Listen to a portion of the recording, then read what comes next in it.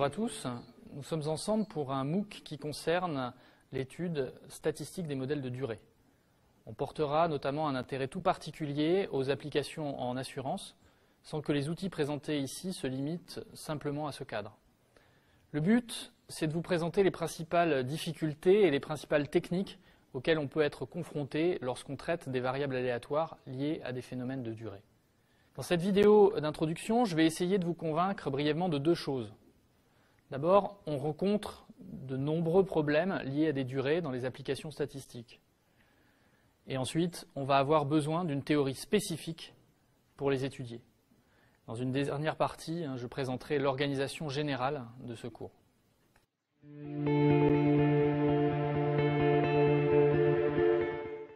Prenons un exemple en actuariat qui sera le principal domaine d'application considéré dans la suite.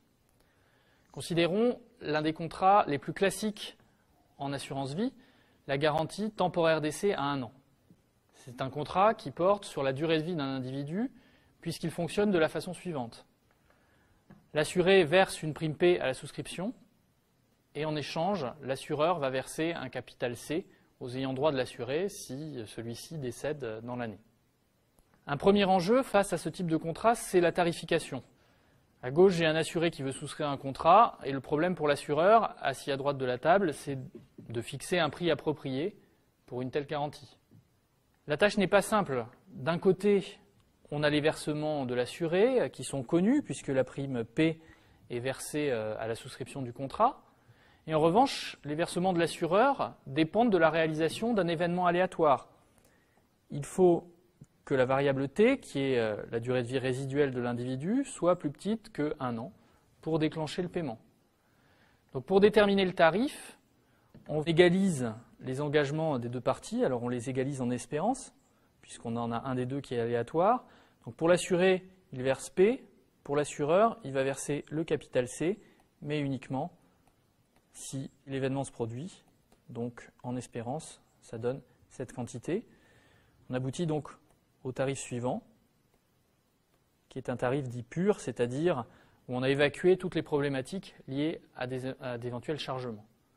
Donc on le voit, pour déterminer le tarif d'un tel contrat, on va être obligé d'avoir des informations sur la distribution de la variable T, c'est-à-dire la durée de vie résiduelle de l'individu dans cet exemple.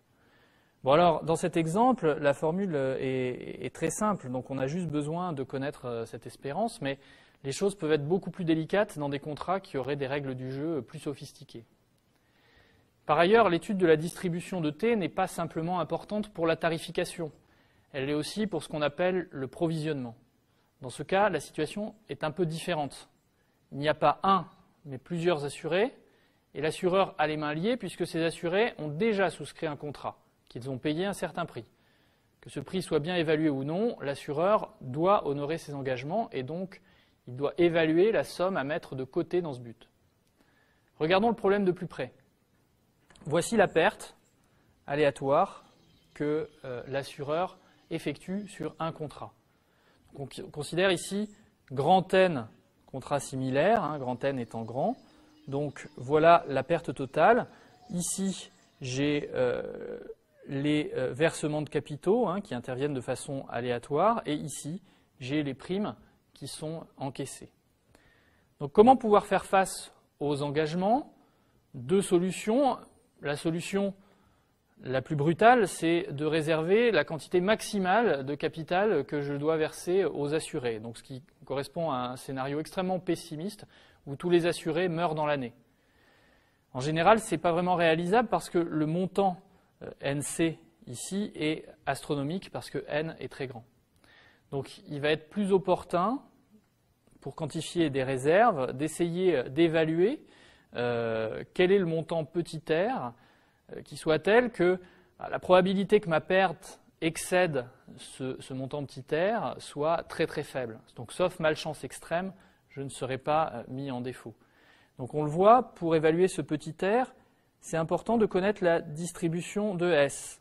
Et pour connaître la distribution de S, on voit qu'il faut connaître la distribution des variables T et pour ça utiliser des méthodes statistiques.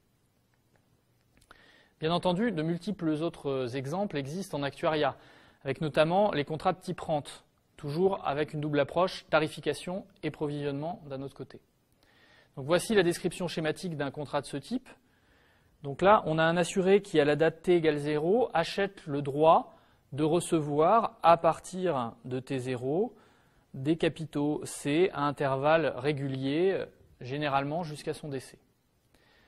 Donc, comme nous le verrons dans la dernière partie de ce MOOC, on va rentrer là dans des problématiques de durée plus complexes, puisqu'il va falloir tenir compte de l'évolution de l'espérance de vie, puisque ce type de contrat suppose en général des engagements à long terme, voire très long terme.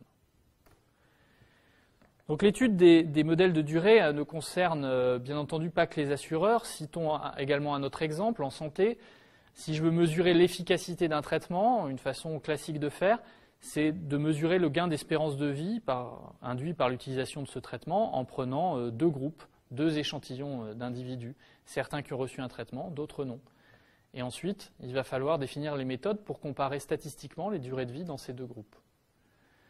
Donc tous ces exemples concernent la durée de vie humaine, mais en assurance comme ailleurs, il n'y a pas que la durée de vie humaine qui intéresse, la durée d'un arrêt de travail, la durée d'une période de chômage, la durée avant qu'un assuré résilie un contrat, on peut multiplier à l'infini les exemples. Donc comme on le voit, il est assez facile de se convaincre qu'il y a de nombreuses situations pratiques où l'on a besoin de modéliser une variable de durée. Mais pourquoi avoir recours à une théorie spécifique ? En fait, comme on va le voir, les durées ne sont pas des variables aléatoires comme les autres. Elles contiennent dans leur structure même des spécificités dont il va falloir tenir compte. Le premier argument qui plaide pour une théorie spécifique est un peu tiré par les cheveux, même s'il n'est pas totalement faux. Premier argument, une durée, c'est une variable positive. Donc nous serions en train de regarder une classe particulière de variables satisfaisant une contrainte de positivité. Comme je disais, c'est tiré par les cheveux parce que si je prends le logarithme de ma variable, je me retrouve à étudier une quantité totalement équivalente et je me suis débarrassé de la contrainte de positivité. Mais cette remarque a le mérite de porter à notre attention un point, c'est que les distributions usuelles vont être différentes de ce qu'on peut trouver dans des domaines d'application qu'on pourrait appeler standards. En particulier, la gaussienne, qui prend des valeurs négatives, ne va plus devenir la référence absolue. Donc on le verra ultérieurement pour la durée de vie humaine, ni la gaussienne, ni aucune de ces transformations simples n'est adaptée à décrire le phénomène. Second argument que je vais mettre en avant, c'est plus intéressant. Si l'on s'intéresse à une durée, c'est qu'on a une application précise en vue, et on va donc s'intéresser à estimer des quantités qui sont pertinentes pour répondre à cette application. Ce qui va nous intéresser, c'est surtout la notion de risque d'occurrence d'un événement. On le verra plus en détail par la suite, mais cela introduit un changement de langage et un changement dans les quantités que l'on cherche à estimer. Mais le point le plus important que je vais présenter à présent, c'est qu'une durée, ce n'est pas une variable qui se récolte comme les autres.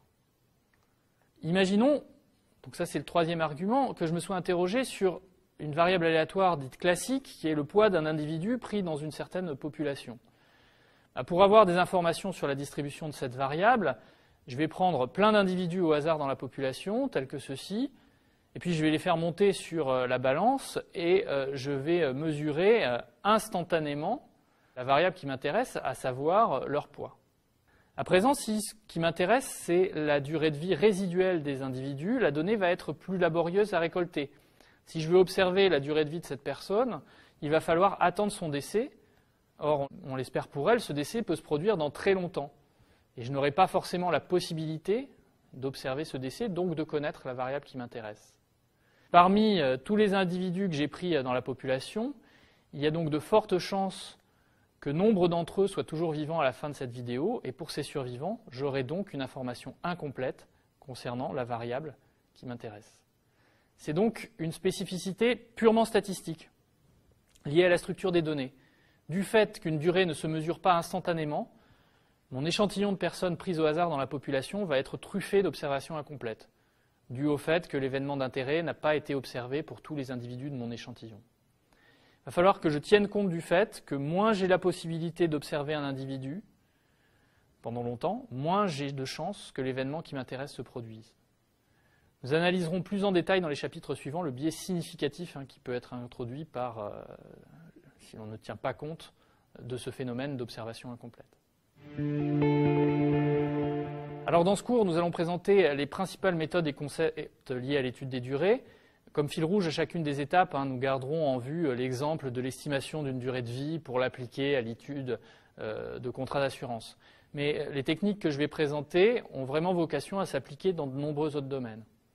Donc, la première partie du cours consistera à définir les principaux concepts liés à l'étude de ces modèles.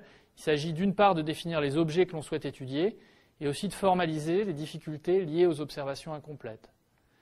Nous verrons ensuite quelles sont les techniques non paramétriques simples que l'on peut utiliser pour estimer la distribution d'une durée.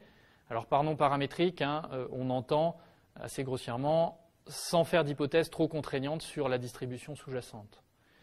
Et puis nous nous pencherons sur un cas où on fait plus d'hypothèses, les approches paramétriques, et on verra également des problématiques de régression, c'est-à-dire quand on cherche à quantifier l'impact de variables explicatives sur des durées.